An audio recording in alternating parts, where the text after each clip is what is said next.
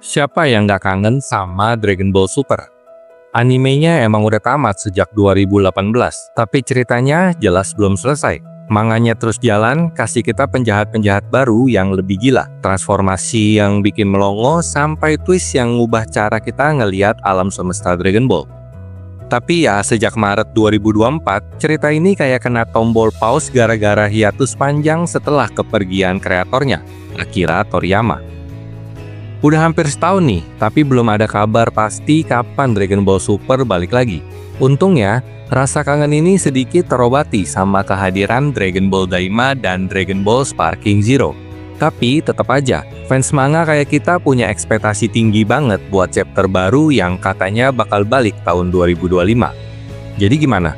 Siap-siap buat petualangan baru yang pasti bakal lebih heboh dan penuh kejutan. Kira-kira bakal ada apa ya di next chapter?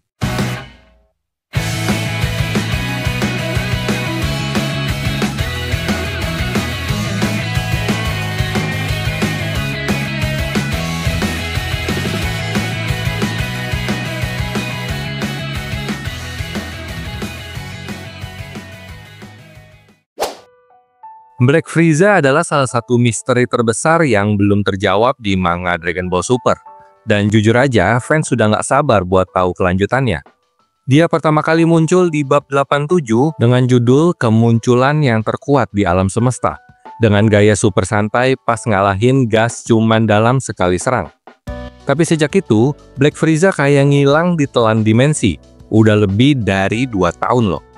Transformasi Black Frieza ini bukan kaleng-kaleng. Dia bilang udah habisin 10 tahun buat latihan brutal di dimensi khusus ala ruang waktu hiperbolik. Hasilnya, dia jauh lebih kuat dari Ultra Ego Vegeta dan Ultra Instinct Goku. Tapi alih-alih langsung ngehabisin mereka, Frieza malah ngungkap ambisinya, jadi kaisar Dewa Multiverse dan ngalahin Omni King. Gila kan? Sekarang, dengan semua transformasi baru kayak Gohan Beast dan Orange Piccolo, rasanya tim pahlawan udah makin solid buat hadepin Black Frieza. Pertarungan epik ini kayaknya udah ditakdirkan terjadi. Pertanyaannya cuma satu, kapan? Apakah ini bakal jadi alur cerita besar berikutnya, atau malah akhir dari Dragon Ball Super? Siap-siap aja, karena kalau Black Frieza balik lagi, bakal ada chaos yang nggak main-main. Keluarga Goku emang gila banget soal seni bela diri. Dari Goku, Gohan, sampai Goten, semuanya kayak terlahir buat jadi petarung hebat. Tapi tahu nggak siapa yang mulai nyuri perhatian? Pan. Yap, si bocah 3 tahun ini udah bikin gebrakan di Dragon Ball Super Superhero. Bahkan disebut-sebut sebagai anak paling kuat di Dragon Ball. Pan nggak main-main loh. Latihannya bareng Piccolo di alam liar bikin dia udah menguasai dasar-dasar seni bela diri dan bahkan Ki. Bayangin, umur 3 tahun udah si jago itu. Plus, dia punya mentor keren kayak Goku, Gohan, dan Piccolo yang selalu siap mendorong potensinya. Ada satu momen epik di bab 103 yang berjudul Warisan Menuju Masa Depan, di mana Pan sempat bertarung sama Goku. Walau cuman sebentar, itu cukup buat nunjukin kalau dia bakal jadi ancaman besar di masa depan. Fans sekarang cuma nunggu satu hal, kapan Pan bakal berubah jadi Super Saiyan. Melihat aksinya di Superhero, rasanya sih tinggal tunggu waktu aja. Siap-siap, Pan bakal bawa nama besar keluarga Goku ke level baru. Dragon Ball emang jago bikin alur penebusan yang bikin hati kita meleleh. Banyak banget nih karakter yang awalnya musuh, tapi akhirnya jadi pahlawan sejati. Contohnya, Dr. Hedo, cucu dari Dr. Gero si pencipta android. Di saga pahlawan super, Hedo awalnya kerja buat Red Ribbon Army, tapi akhirnya sadar kalau dia cuma dimanipulasi.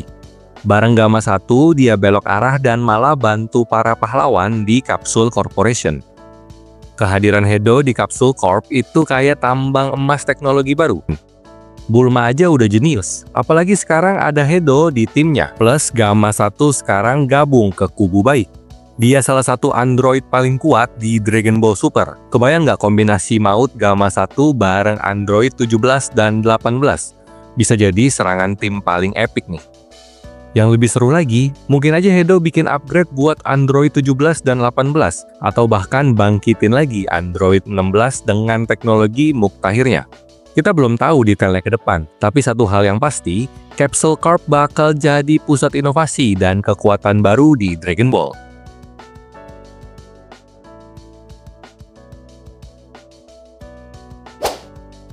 Saga tahanan patroli galaksi di Dragon Ball Super itu gila banget.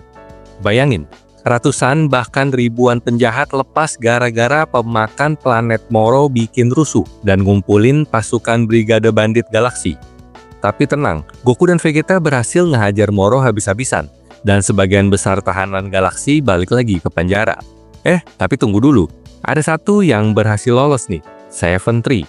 Android super OP yang punya kemampuan menyalin kekuatan lawan. Seven Tree berhasil kabur dan malah jatuh ke tangan Granolah The Cerealian. Tapi alih-alih dihancurin, Granolah justru nyerahin Seven Tree ke Hitler Force karena dia punya intel penting, termasuk lokasi Zuno, si dewa pengetahuan tentang Super Dragon Ball dan rahasia multiverse lainnya.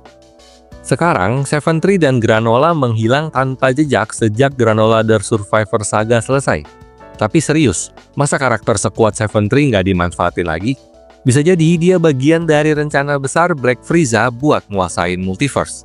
Kalau beneran, bakal seru banget kan? Siap-siap, kayaknya bakal ada plot twist gila di depan.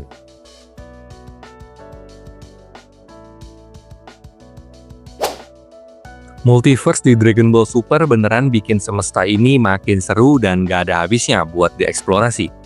Salah satu bagian yang paling bikin penasaran adalah Universe 6, rumahnya para Saiyan yang masih eksis dan berkembang pesat. Kalau kalian ingat, di semesta ini kita punya trio Saiyan keren, Caulifla, Kel, dan Kaba. Tapi kampung halaman mereka, planet Sandala, juga menarik banget buat dijelajahi. Bahkan Vegeta sendiri semangat banget waktu denger soal planet Sadala. Dia nggak cuma pengen mampir, tapi juga berencana ketemu para Saiyan di sana. Dan siapa tahu ngasih mereka pelatihan buat naik level. Kebayang dong gimana epicnya Vegeta jadi mentor bagi generasi baru Saiyan. Apalagi Vegeta udah banyak banget berkembang nih, baik secara kekuatan maupun emosional. Dia udah nganggep Kaba kayak adiknya sendiri dan bakal sayang banget kalau hubungan ini nggak dilanjutin. Plus, siapa sih yang nggak pengen lihat Caulifla bener-bener unlock Super Saiyan 3? Bayangin Vegeta dan Caulifla bertarung bareng sebagai Super Saiyan 3 Duo. Udah pasti bakal pecah banget. Semoga aja kita segera dibawa ke semesta ini lagi dan lihat gimana Universe 6 berkembang setelah turnamen kekuasaan. Kalian setuju kan? Buu di Dragon Ball Super sering terasa kayak karakter yang kurang dimanfaatkan. Tapi di saga tahanan patroli galaksi, dia akhirnya dapat momen yang bikin penggemar excited. Para pahlawan nemuin fakta mengejutkan. Kai tertinggi agung yang pernah diserap Buu ternyata masih ada di dalam dirinya.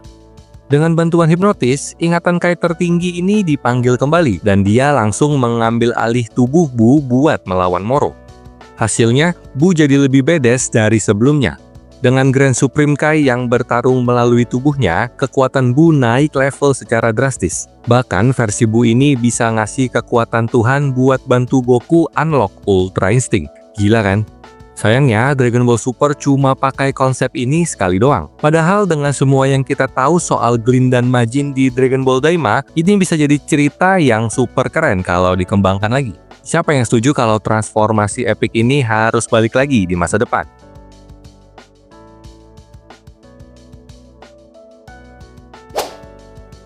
Saga tahanan patroli galaksi di Dragon Ball Super jadi salah satu momen penting buat perjalanan Goku memahami Ultra Instinct. Di sini, Goku nggak cuma latihan keras, tapi juga belajar banyak soal keseimbangan dan filosofi transformasi ini dari Merus, petugas patroli galaksi yang ternyata adalah seorang malaikat. Berkat bimbingan Merus, Goku akhirnya berhasil unlock Perfected Ultra Instinct dan mengalahkan Moro. Tapi sayangnya, Merus harus bayar mahal. Dia melanggar hukum malaikat demi bantuin Goku dan konsekuensinya, dia dihancurkan. Tapi tenang, Dragon Ball nggak suka bikin penggemarnya lama-lama sedih. Di bab 67, Merus balik lagi. Kali ini dia bukan malaikat lagi, tapi jadi manusia biasa. Walaupun statusnya berubah, dia tetap salah satu karakter paling keren yang pernah ada. Sayangnya, Goku malah nggak banyak menghabiskan waktu bareng Merus setelah itu. Sekarang, kita cuma bisa berharap Dragon Ball Super bakal bawa Merus balik ke konflik besar berikutnya. Meski bukan malaikat lagi, dia masih petarung hebat dan pasti punya cara buat bantu Goku dan teman-teman. Bayangin aja, Merus yang bangga lihat Goku sekarang dengan True Ultra Instingnya. Momen ini bakal pecah banget kalau kejadian. Setuju nggak guys?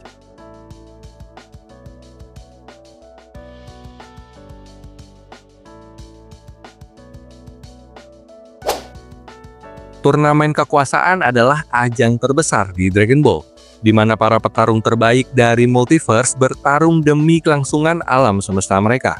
Tapi ada satu hal menarik yang sering dilupakan. Turnamen ini cuma diikuti oleh alam semesta yang lemah aja.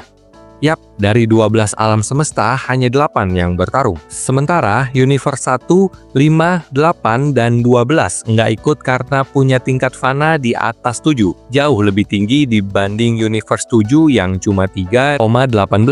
Nah, bayangin, kalau turnamen kekuasaan berikutnya melibatkan 4 alam semesta ini, pasti bakal beda level dengan petarung yang jauh lebih kuat dan bikin Goku, Vegeta, dan kawan-kawan harus kerja keras lagi.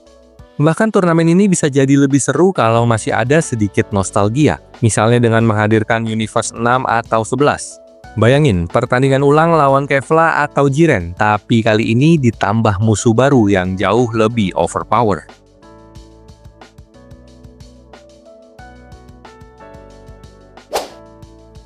Dragon Ball Super memang pinter banget nyelipin Uub ke dalam cerita, meski masih berada di timeline sebelum akhir Dragon Ball Z. Salah satu momen paling keren adalah saat Uub secara nggak langsung bantu Goku di pertarungan terakhir lawan Moro dengan menyumbangkan energinya tanpa sadar. Meski belum muncul langsung, ketidakhadiran Uub di timeline ini masih masuk akal. Tapi setelah Superhero Saga, timeline Dragon Ball Super udah makin dekat sama turnamen dunia ke-28 loh. Nah, ini artinya peluang Uub buat benar-benar muncul semakin besar. Bayangin aja kalau Dragon Ball Super nggak cuma ngulang turnamen dunia ke-28, tapi melewati cerita itu dan bikin sesuatu yang baru. Ini jadi kesempatan emas buat Uub, karakter yang punya potensi besar tapi jarang disorot, akhirnya dapat panggung utama. Kalau DBS sampai nggak manfaatin Uub, wah rugi banget sih. Fans pasti pengen lihat gimana perjalanan Uub berkembang, apalagi kalau dia dilatih langsung sama Goku. Setuju kan?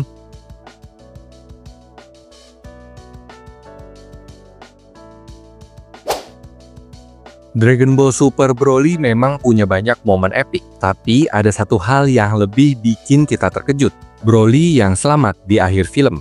Yap, si monster legendaris ini sekarang lagi latihan keras di planet Berus bareng Saiyan lainnya, dan perkembangannya luar biasa cepat.